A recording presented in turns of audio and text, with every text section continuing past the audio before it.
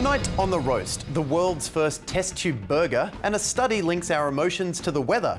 But first, you might have noticed I'm wearing my excitement tie. Why? Well, because ties are a fun way to accessorise and express yourself in a professional environment. But also, because I'm excited! Where's my chocolate? Oh, sorry, I thought this was an advent calendar. Well, with election 2013 well underway and just over a month to go, we'll cross to Mark Humphries, who at just day 2 of the election campaign is already over it.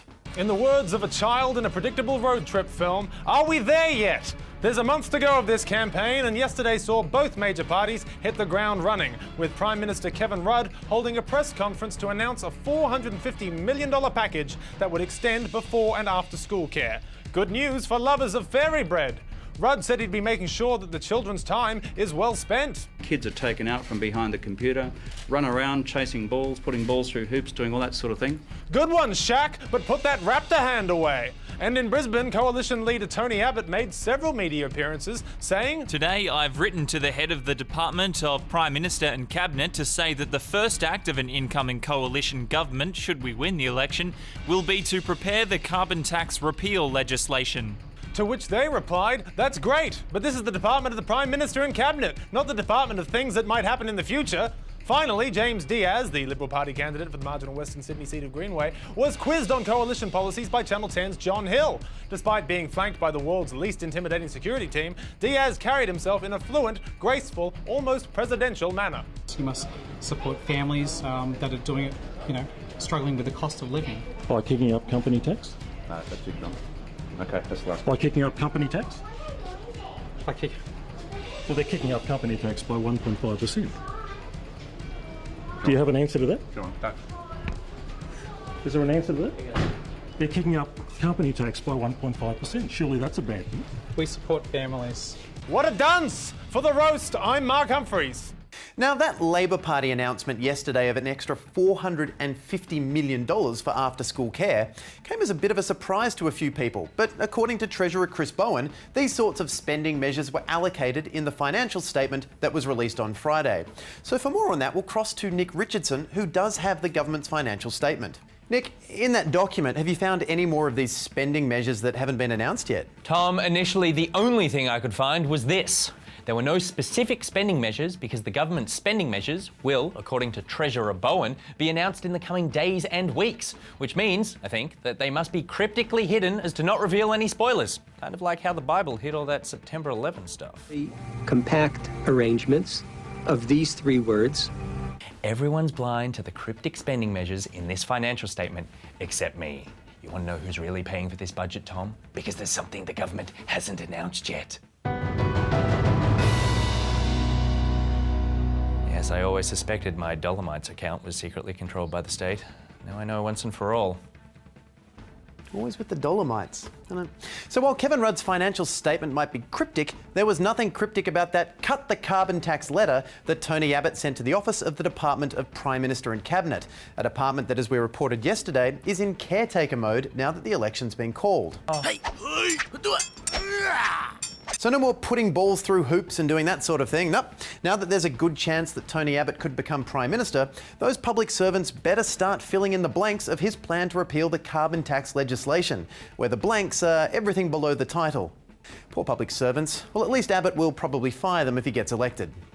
Next up tonight, great news for people who like chunks of bloody flesh but not killing things. Scientists in the Netherlands have grown and cooked the world's first test tube beef burger. The so-called in vitro burger was unveiled in London overnight and was tried out by Austrian food researcher Hanni Rützler, who described it as close to meat. Close to meat, the unofficial motto of all fast food. The problem here, though, is that it's not that fast because the burger cost around $370,000 and took 3 months to make, which makes it less than ideal for drive-through.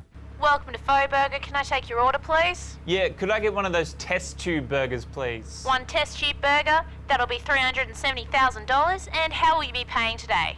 With my car. Okay, please leave the keys in the ignition and proceed to the next window. Yeah, it's almost done. I'm sorry. Your burger, sir. Oh, great, thank you. I really don't like pickles. Oh, sorry, sir. I'll make you another one. Okay, thanks. No pickle! I don't like pickles. Now, the thinking behind this artificial burger is that right now the world is already at peak meat. But according to the United Nations, global meat production will more than double between the year 2000 and 2050. So not only could it help solve the food crisis, but... Backers also say this will help cut down on animal cruelty. And that means it'll cut down on ethical vegetarians, giving us all guilt trips whenever we eat meat. Because I like meat. But will I like these test tube burgers? The raw ingredients may sound unappetising. 0.5 millimetre thick strips of pinkish yellow lab-grown tissue. But how do you cook it? From a tiny biopsy which has been removed from a cow's butt cheek, they tease out the stem cells and bathe them in a solution full of nutrients. Congratulations, scientists. You've managed to somehow make something sound less appealing than slaughtering live animals.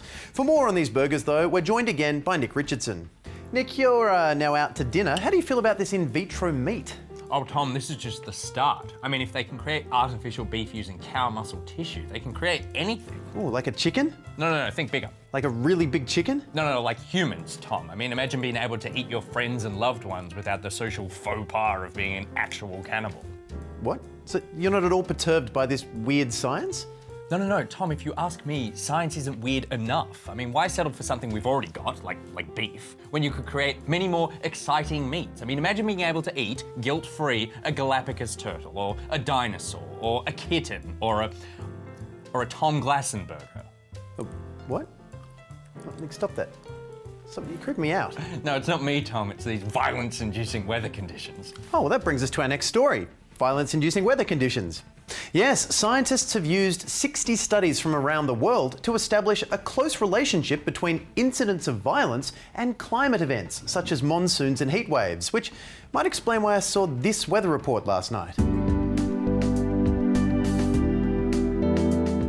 Looking to tomorrow's forecast, Brisbane will see a high of 40 degrees, and the Weather Bureau has upgraded their murder predictions from 2nd degree to 1st.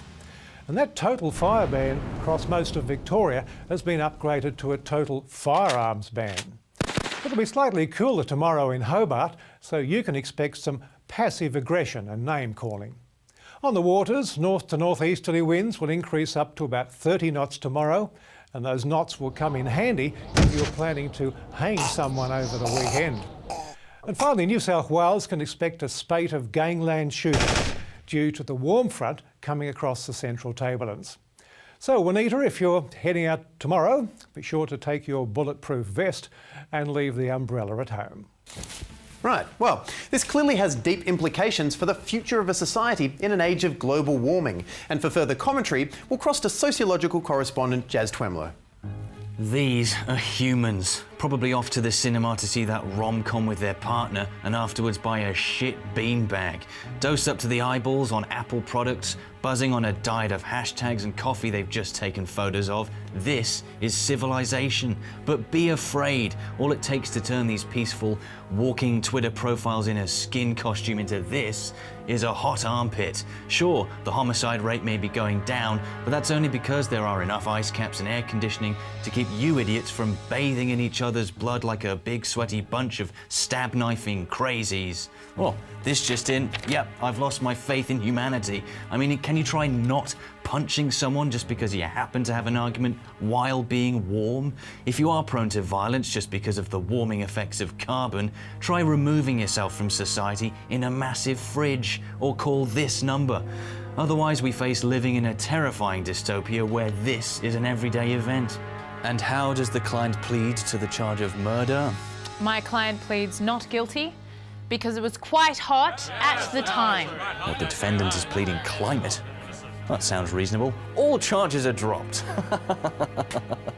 You see, ridiculous. Back to you, Jazz. Thanks, Jazz. Depressing. Tom? Thanks, Jazz. Depressing. Good night.